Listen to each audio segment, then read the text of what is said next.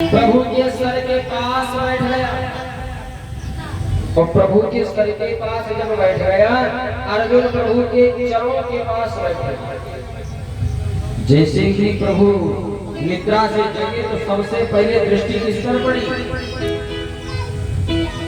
अर्जुन पर पड़ी। और जैसे ही अर्जुन पर पड़ी, दुर्योधन ने कहा, वाले प्रभु सबसे पहले हम आए तो तुमने अर्जुन को पहले देख लिया, उनसे तुमने बात कर ली।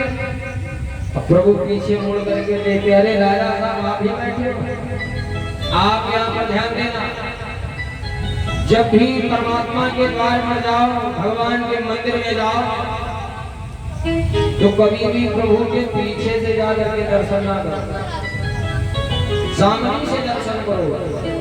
क्योंकि यदि प्रभु की सामने से हमारे ऊपर दृष्टि पड़ेगी ना, तो विचार करेगा प्रभु मेरी रक्षा कर रहा है, प्रभु सदैव अपने भक्त की रक्षा कर रहा है। और जिस पर टेढ़ी दृष्टि हो जाए उसका फिर क्या हाल होता है? क्यों नहीं? ऐसा ही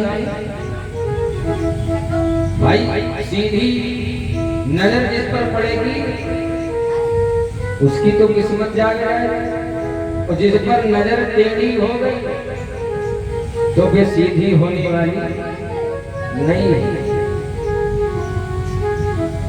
दुर्योधन ने कहा, प्रभु हमें युद्ध के लिए सैनिक चाहिए। अर्जुन तुमको क्या चाहिए, तुम भी मांग लो। अर्जुन ने कहा, प्रभु हमें कुछ नहीं चाहिए, हमारे गाड़ी पे ड्राइवर आप बन जाओ।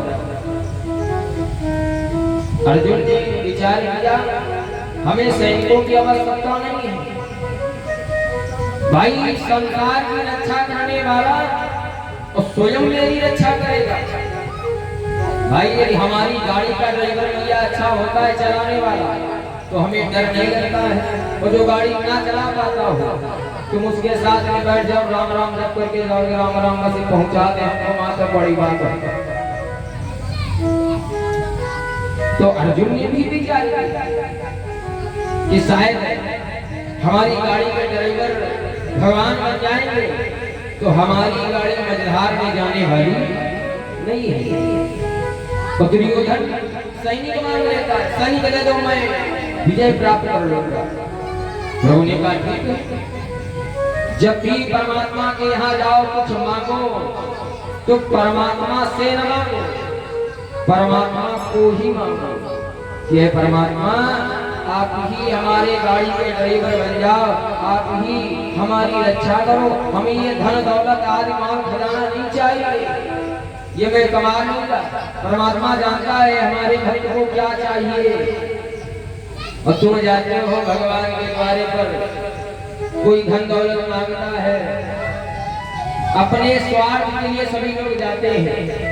माई बाप जीवन में आकर ना, मैं देखता हूँ आजकल लोग मंदिर में जाते हैं तो केवल अपने स्वार्थ के लिए जाते हैं, जो उनका स्वार्थ जुड़ा होता है। कोई जाएगा भगवान के पास अर्जी लगवाएगा, भगवान हमारा घर बन जाए, कोई भगवान से प्रार्थना करेगा, भगवान थोड़ा धन हमारे घर में आ जाए।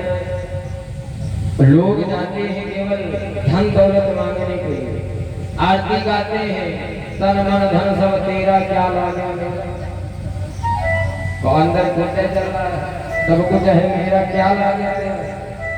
प्रभु से ये भी कह रहे हैं, मन में विचार करना, प्रभु तुम्हारा तो नहीं सब हमारा है।